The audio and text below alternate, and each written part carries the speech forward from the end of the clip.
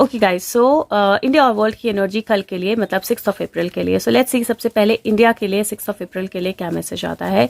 Guides angels, what is going to happen for India for 6 April 2022. Message for India for, wow, okay. So message for India. Now these are very strong cards. पहला ही card जो है वो tower का card है और tower में आग लगी है और 2 लोग जो हैं वो गिर रहे हैं. ओके. दूसरा जो कार्ड है वो 5 ऑफ पेंटिकल का कार्ड है. 5 ऑफ पेंटिकल का कार्ड भी एक्चुअली कई बार लॉस एनर्जी का या स्टक होने की एनर्जी का होता है. और तीसरा 8 ऑफ वॉन्ड्स का कार्ड है.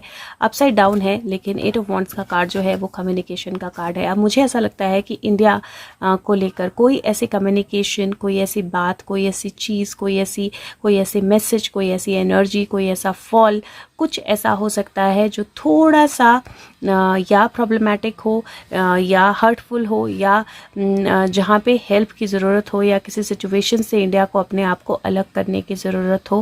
अगर आप देखें तो बहुत खूबसूरत 2 हिरन हैं जो भाग रहे हैं, लेकिन ये अपनी आंखों पे मतलब एक तरह से हाथ रख के खड़ी है क्योंकि सैड एनर्जी में है, जो इसको नहीं होना चाहिए. आइडियली अगर वो नेचर को देखे अपने आसपास तो वो एनर्जी जो है वो चेंज हो जाएगी. और 8 ऑफ वॉन्ड है जो कम्युनिकेशन का कार्ड होता है. एक मुझे किसी तरह की डिसअपॉइंटमेंट दिखाई दे रही है इंडिया के लिए.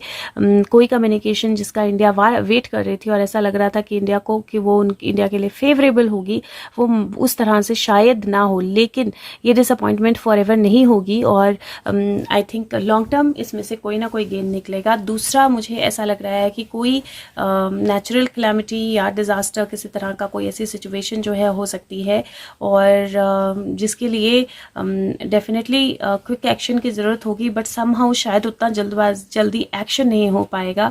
और तीसरा टावर की एनर्जी जो होती है वो कई बार ऐसा भी हो सकता है कि इंडिया के आसपास कोई ऐसा देश, कोई ऐसी जगह, कोई ऐसी सिचुएशन हो जहाँ पे वो टावर एनर्जी है, लेकिन इंडिया को अभी कम्युनिकेट करने की जगह अपनी आंख बंद करके बैठे रहना ज़्यादा बेहतर रहेगा. तो एक तरह से सोच के थॉटफुल डिसीजंस जो है वो बहुत इंपॉर्टेंट रहेंगे. बिकॉज कहीं वो एनर्जी मुझे दिखाई दे रही है जहाँ पे there is going to be some kind of ending और डिस्ट्रक्शन और डिफिकल्ट सिचुएशन. तो क्योंकि 8 ऑफ वॉन्ड्स उल्टा था, मैं बोलूँगी जल्दबाजी में इंडिया ना रिएक्ट करे तो ज़्यादा बेहतर होगा.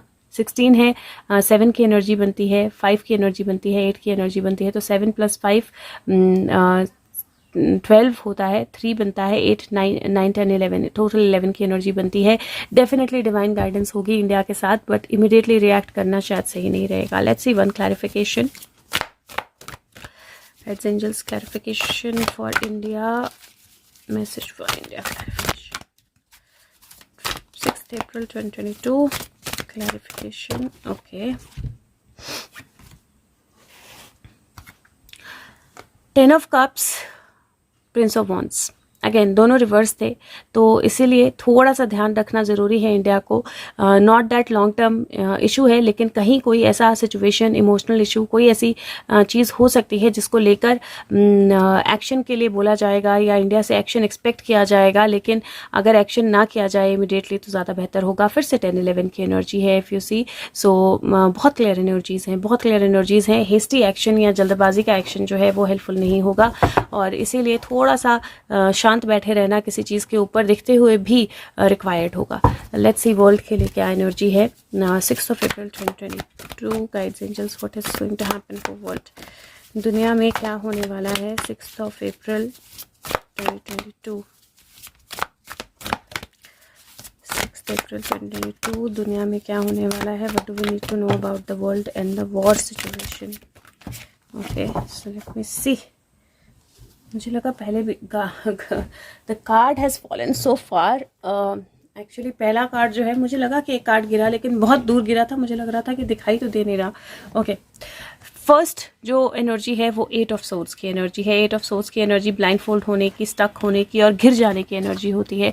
दूसरी एनर्जी जो है वो मून की एनर्जी है और तीसरी और लास्ट एनर्जी जो है वो बहुत कुछ डिसाइड करेगी वर्ल्ड के बारे में और वो 7 ऑफ वॉन्ड्स की एनर्जी है. वॉर एनर्जी अभी भी कंटिन्यूड लग रही है बहुत स्ट्रॉन्ग तरह से और मुझे ऐसा लग रहा है इन कार्ड्स को देखकर कि कोई एक कंट्री जो है वो पूरी तरह से फंस चुकी है, घिर चुकी है, चारों तरफ से प्रॉब्लम में आ गई है. ऐसा इल्यूजन बहुत सारे लोगों को होगा ओके सो ऐसा इल्यूजन बहुत सारे लोगों को होगा कि कोई एक कंट्री है, उसको हमने फंसा लिया है, वो चारों तरफ से घिर गई है, अब वो कुछ नहीं कर सकती है, अब वो बिल्कुल स्टक हो गई है। और उस इल्यूजन के चलते वो बहुत सारी अनाउंसमेंट्स बहुत जल्दी जल्दी करेंगे, बहुत सारे एक्शंस बहुत जल्दी जल्दी लेंगे, बहुत सारी उनको लगेगा कि रास्ता क्लियर है, फटाफट करो, ये करो, वो करो। और लेकिन उनको ये नहीं पता है दैट उस कंट्री के पास कुछ ऐसी हिडन चीज़ें हैं जिनको वो एक्चुअली रख के अपने आप को सिर्फ प्रोटेक्ट कर रही है। वो देख रही है क्या हो रहा है, वो अंडरस्टैंड कर रही है क्या हो रहा है, बस एक्ट नहीं कर रही है। But still that one country has a lot of upper edge. उस एक कंट्री की अपर हैंड अभी भी है और वो बहुत जल्दी पता लगेगा। जो चेस गेम्स चल रही हैं उस कंट्री को एग्जैक्टली पता है कि वो चेस गेम्स क्या हैं और उनके साथ कैसे डील करना है। तो अगर आप देखें तो मुझे ये ऐसा लग रहा है, I am not very sure कि अभी वॉर फ्रंट पे क्या हो रहा है, मैंने बहुत दिन से न्यूज़ नहीं फॉलो की है, बट मुझे ऐसा लग रहा है, आप लोगों के मैसेजेस दो मुझे काफ़ी हेल्प करते हैं अंडरस्टैंड करने में, बट मुझे ऐसा लग रहा है कि बहुत सारी कंट्रीज़ रशिया के खिलाफ कुछ चीज़ें करेंगी जिससे उनको लगेगा कि रशिया अब पूरी तरह स्टक है, हमारे कब्जे में आ गया है, ऐसा इल्यूजन क्रिएट होगा। लेकिन रशिया एक्चुअली चुपचाप साइड से देख रहा है कि क्या हो रहा है एंड कीपिंग अपने आप को प्रोटेक्ट रख रहा है। दूसरा, इस सारी इल्यूजन में, इस सारी सिचुएशन में जहाँ पे कुछ दो कंट्रीज स्पेसिफिकली बहुत जोर से शोर मचाएंगी, जो यूक्रेन है वो चुपचाप पीछे बैठा हुआ अपने आप को बचाने की कोशिश कर रहा है, या फिर ये यूक्रेन भी नहीं है, rather it feels like this is US, जो चुपचाप पीछे बैठा हुआ पर्दे के पीछे से, पत्थर के पीछे से अपने आप को चुपचाप बचाने की कोशिश कर रहा है, लेकिन इन्फ्लुएंस कर दिया है कुछ और कंट्रीज को जो खूब शोर बचाएंगी। और ऐसा लगेगा जैसे रशिया पूरी तरह ओवर पावर कर लिया गया है। लेकिन हियर इसके पास लोअर पे अगर आप देखेंगे पजामे पे, तो you can see chess board. अगर आप देखेंगे तो आपको चेस बोर्ड जैसा डिजाइन, चेक वाला डिजाइन दिखाई देगा। This person is still standing on the top of the hill, और जो भी नीचे हैं उनको वो बहुत आसानी से फिर से धकेल सकता है। So he has the edge. So again Russia still has an edge and very strong edge. 8 है, 9 है और 7 है। सो एक्चुअली सीक्वेंसिंग है 8, 9 but actually 7. So they will think that they are close to completion, but they are not, because Russia is going to still stand there its ground. और दूसरा 8 और 9, so basically 24, 6 की energy है। सो 6 की energy जो है victory की energy होती है, but definitely things are going to get clearer. But हाँ, मुझे ऐसा लगता है कि एनर्जी इस तरह की है कि इंडिया को कुछ चीज़ों को देखकर भी इग्नोर करना बहुत अच्छा रहेगा। जल्दबाजी में एक्शन जो है वो ज़्यादा फ्रूटफुल नहीं रहेगा इंडिया के लिए, बट वर्ल्ड के लिए डेफिनेटली जो नजर आ रहा है वो है नहीं। There is a illusion that is being created, और जो इल्यूजन क्रिएट कर रहा है वो चुपचाप पीछे बैठा हुआ है या छुपा हुआ है, वो अपने आप को उस तरह से दिखाई नहीं रहा है या उस तरह से एक्ट ही नहीं कर रहा है। ना इफ इट इज यूएस और if it's China, I am not very sure, but crab है जो चुपचाप छुपा हुआ है, इफ यू सी।